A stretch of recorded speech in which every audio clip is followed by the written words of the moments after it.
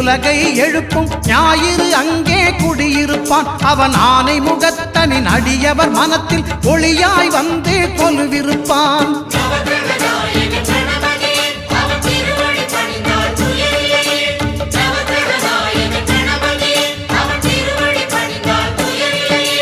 ஒன்பது கோளும் ஒன்றாய் காண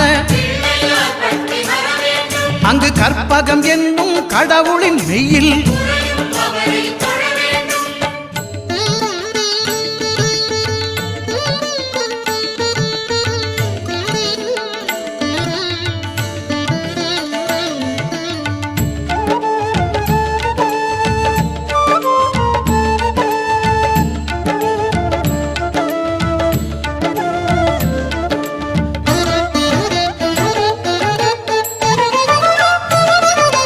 திங்கள் பகவான் திருமுகம் காண